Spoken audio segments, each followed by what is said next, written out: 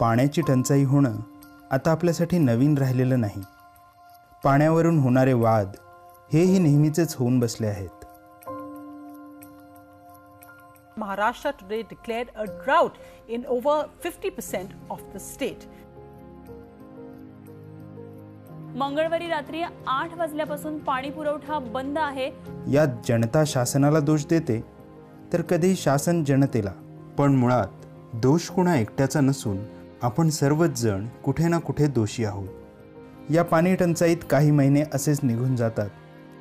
पुन्हा एकदा पावसाला सुरुवात होते आणि पाण्याच्या समस्यांचा आपणा सर्वांनाच विसर पडतो. पाण्याच्या व्यवस्थापनाचा प्रश्न पुन्हा एकदा अनुत्तरितच राहतो. म्हणतात ना, नेमेची येतो पावसाळा. 1980 आणि 90च्या दशकांमध्ये जेव्हा भूजलावर काम सुरू केलं, मला असं सांगण्यात यायचं की पुण्यामध्ये भूजलाचा अजिबात वापर होत नाही. म्हणजे जवळजवळ आता प्रत्येक हाऊसिंग सोसायटीमध्ये बोरवेल आहे, जुन्या विहिरी आहेत, त्यातनं पाण्याचा उपसा होतोय. एवढा भूजलाचा वापर असून सुद्धा देयर इज अ डिनायल.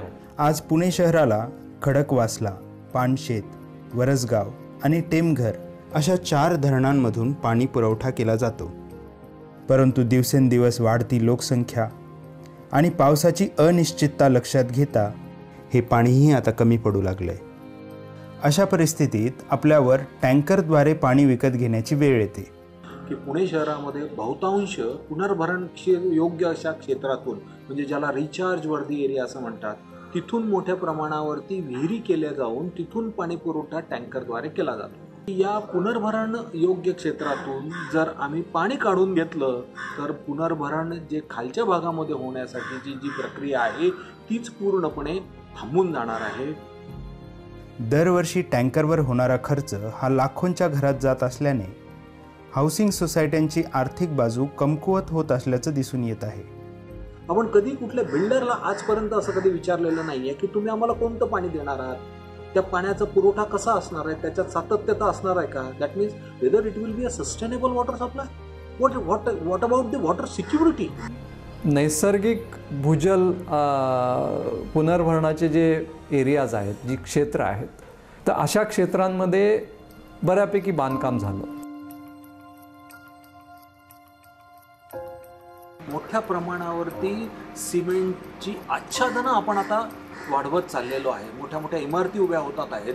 परिणाम असा होतोय की जे पुनर्भरण योग्य क्षेत्र आहे याच्यावरती जर आम्ही अशा सिमेंटच्या चादरी आच्छादून टाकल्या, रस्ते करून टाकले सिमेंटचे, पावसाचं पडणारं जे पाणी आहे याचा झिरपाच जर बंद होऊन गेला तर भूजल पुनर्भरणाची जी नैसर्गिक प्रक्रिया आहे त्याच्यावरती खूप मोठा परिणाम होणार आहे. एकीकडे भूजलाचा भरमसाठ उपसा आपण करतोच आहोत, तर दुसरीकडे आपल्याच परिसरात पडणाऱ्या पावसाच्या पाण्याचं पुनर्भरण न होता ते वाहून जात आहे. परिणामी आज भूजल संपुष्टात येण्याच्या मार्गावर आहे. आपण म्युन्सिपॅलिटी आपल्याला वॉटर सप्लाय करते त्या संदर्भात आपण बोलतो, पण आपण पुण्याच्या खालच्या ॲक्विफर्समधनं जे आपण पाणी काढतोय, ज्याचा उपयोग घेतोय, भूजलाचा उपयोग घेतोय, त्याबद्दल आपण कधीच बोलत नाही. भूजलाची जी समस्या आहे पुण्यामध्ये आणि इतर ठिकाणी सुद्धा, तर त्याबद्दल आपण पहिलं सोल्युशन्सबद्दल बोलू की काय करायला पाहिजे.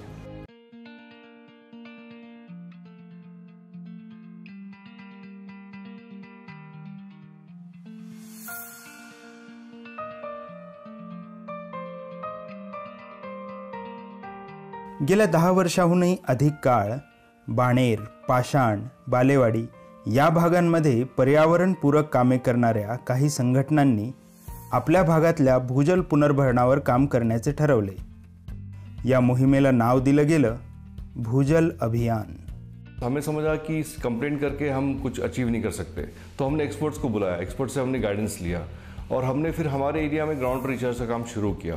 जब हमें मालूम पड़ा कि इससे फ़र्क हो रहा है, इससे एडवांटेजेस हमें महसूस हो रहे हैं, तो इसे हमने स्प्रेड करना शुरू किया through a movement called as Bhujal Abhiyan. Participatory groundwater management will be far more effective if a scientific and technical component is built into it. And I think therefore the whole model can be built on the model of partnerships and collaborations where citizens groups can participate with organizations which have those strengths. They may be government, non-government. If the government comes on board, then it also has a some kind of a stamp of recognition to it, and then the next sort of steps become much easier. सर्वप्रथम बाणेर आणि पाषाणच्या टेकड्यांवर सलग समतल चर म्हणजेच continuous contour trenches खणण्याचे काम सुरू झाले. त्यासाठी भूगर्भातील खडकांचा अभ्यास करून ट्रेंचेससाठी जागा निवडण्यात आल्या. This is vesicular amygdalite basalt or VAB. This has capability of storing and transmitting water, as you can see here, and this is compact basalt which is impervious, so water does not hold into this particular rock. आम्ही असं बघितलं की पूर्वी सगळं पाणी जे आहे पावसाळ्यात पूर्ण वाहून जायचं खाली, तर आम्ही असा विचार केला की आपण हे पाणी का जिरवू नये. इथे CCT पद्धतीमध्ये पाणी पण पर्क्युलेट होतं आणि काही पाषाण टेकडीच्या खालच्या सोसायट्यांचा असा अनुभव आहे की 2013मध्ये दुष्काळ होता. आधी त्यांच्या सोसायटीमध्ये टँकर यायचे, पण आता टँकर येणं बंद झालं. खालच्या एका सोसायटीने असं आम्हाला फीडबॅक दिलेला आहे की त्यांना यावर्षी बोरला कंटिन्युअस पाणी चालू आहे त्यांचं, आणि आमचा असा विचार आहे, म्हणजे असा अंदाज आहे की असं आपण काम करत गेलो तर या जो खालचा भाग दिसतो यांना 100% त्यांना बोरला पाणी कमीच पडणार नाही. पाषाण टेकडीच्या पायथ्याशी वसलेल्या पद्मविलास सोसायटीमध्ये 2 वेगवेगळ्या प्रकारचे रेन वॉटर हार्वेस्टिंग स्ट्रक्चर्स पाहायला मिळतात. डोंगरावरून वाहून येणारं पाणी कंपाऊंड वॉलच्या लगत असलेल्या बोरवेलकडे चॅनल्सद्वारे वळवले जाते. तिथून हे पाणी फिल्टर पिटमध्ये गाळून शास्त्रशुद्ध पद्धतीने भूगर्भात सोडण्यात येते. तसेच रूफटॉप रेन वॉटर हार्वेस्टिंग आणि सोसायटीच्या आवारातून वाहून येणारं पाणी एकत्र करून सोसायटीच्या प्रवेशद्वारापाशी असलेल्या बोरवेलमध्ये सोडण्यात येते. तर तिथे आम्ही एक आडवा चॅनेल बांधला ट्रेंचसारखा, आणि त्या ट्रेंचमधनं पाणी अडवलं जातं. त्याच्यावरती जाळ्या दिल्या, 2 फूट त्याची खोली आहे, त्यातनं ते पाणी जाऊन त्याला स्लोप दिला. आमची जी बोरवेल आहे मोठी, त्या बोरवेलमध्ये पाणी हे जिरवण्याचा आमचा उद्दिष्ट होतं.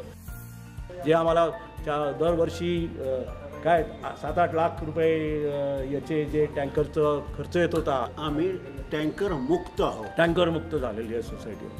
कुमार सहवास या सोसायटीमध्ये रूफटॉप रेन वॉटर हार्वेस्टिंग तर केलेलं आहेच, त्याशिवाय सोसायटी समोरच्या रस्त्यावरून वाहून जाणाऱ्या पाण्याचा काही भाग सोसायटीच्या आवारात वळवला आहे.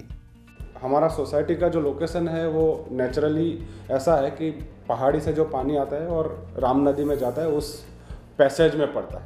तो हमने देखा कि जब बारिश तेज़ होती है तो वहाँ तो एक छोटा सा नदी या झरना बहता रहता है, तो क्यों ना हम उसको ही थोड़ा बहुत जितना हो सके कैप्चर करें और ज़मीन में लाए, तो क्या शायद हमारा बोरवेल में भी रिचार्ज और बढ़ेगा. तो हमने क्या किया, उस पैसेज को कैप्चर करने के लिए और एक नेचुरल फिल्टर पिट बनाया. उसके थ्रू वो पानी को हम एक नया बोरवेल किया और ज़मीन में डाला. वो विस्परिंग विंड्स या सोसायटीने रूफटॉप रेन वॉटर हार्वेस्टिंग करून त्याद्वारे बोरवेल तसेच सोसायटीच्या आवारातील विहिरीचे पुनर्भरण केले आहे.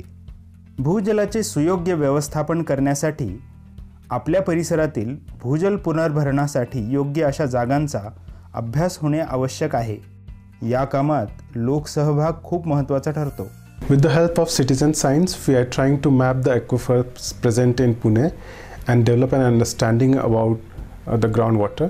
For that, we need information about the water level in the borewells and dug wells present in Pune city. So citizens can adopt a well, maybe dug well or borewell present in their neighborhood or in their society, take the reading of the water level in those wells and report to us. This information about the water level, how it is getting recharged in rains and how it is varying throughout the seasons, will be used by Aquadam to develop the map of the aquifer and identify the areas which is important for recharge and which needs to be protected.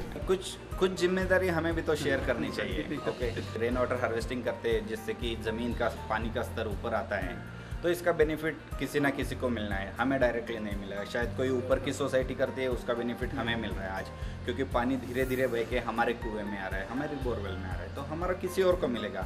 The many people think that it should be our benefit. If it is not our benefit, don't do the job. But that is against the nature. That is against the society. Sir ये तो अभी nature है, हम तो try कर सकते हैं कि हमको मिले, लेकिन ज़रूरी नहीं है हमको ही सब मिले, ज़रूरी नहीं है हमको मिले ही. However, the basic objective is that the ground level water should increase. अगर आज बाड़मेर पाषाण लिंक रोड की बात करें तो यहाँ मोर 50% से ज़्यादा सोसाइटीज़ ने रेन वाटर हार्वेस्टिंग की है. पिछले साल हमें कोई दिक्कत नहीं हुई पानी की. हम पूरी तरह अभी हमारे कुएं पे और बोरवेल पे रिलाय कर सकते हैं पूरे साल भर के लिए. तो वैसे ही है, अगर ये प्रोग्रेस होता है, दूसरे लोग भी करते हैं, तो डेफिनेटली हर एक को बेनिफिट मिलना ही है. Citizens can also help in managing and reducing the consumption of water at home and at their workplaces. This can include using low flow taps and flushes and consciously conserving wastage of water. If possible, large societies and buildings can have ways to treat their grey water and reuse it for gardening and flushing purposes. आत्तापर्यंत पाहिलेले सर्व rain water harvesting structures बघता असं लक्षात येईल की हे सर्व स्ट्रक्चर्स भूजल विज्ञानाच्या कसोटीवर टिकणारी तर आहेतच, त्याशिवाय अतिशय सोप्या पद्धतीने आणि माफक खर्चात उभी करता येतील अशी आहेत. भूजल अभियानच्या सदस्यांचा भूजलाच्या बाबतीत असलेला सकारात्मक दृष्टिकोन या अभियानास यशस्वी बनवतो. पुणे महानगरपालिकेने सुद्धा या विषयाकडे विशेष लक्ष देऊन पुणे शहरात भूजल पुनर्भरणासाठी 2019-20च्या अर्थसंकल्पामध्ये एकूण 2 कोटी रुपयांची तरतूद केली आहे. पण एवढं काम पुरेसं नाही. पुणे शहरात दरवर्षी सरासरी 722 मिलीमीटर पावसाची नोंद होते. या आकडेवारीनुसार 1000 चौरस फुटांवर साधारण 70,000 लिटर पाणी उपलब्ध होते. परंतु यापैकी अगदी बोटावर मोजता येईल एवढेच टक्के पाणी भूगर्भापर्यंत पोहोचते. भूजलाचा वाढता वापर आणि पुनर्भरण यातील तफावत खूप मोठी आहे. आज भूजल अभियान यशस्वी दिसत असलं तरीही असंच म्हणता येईल की एका खूप मोठ्या कॅनव्हासवर काढलेले हे केवळ काही बिंदू आहेत. आपणा सर्वांच्या प्रयत्नांची साथ मिळाली तर पुण्याच्या जलव्यवस्थापनाचं एक खूप सुंदर चित्र आपल्याला उभं करता येईल. CE, Aquadam and Mission Groundwater are happy to support citizens in this effort and look forward for a public movement for sustainable uses of water and groundwater management. चला आपणही भूजल अभियानात सहभागी होऊया. भूजल पातळी पूर्वपदावर आणण्याचा प्रयत्न करूया.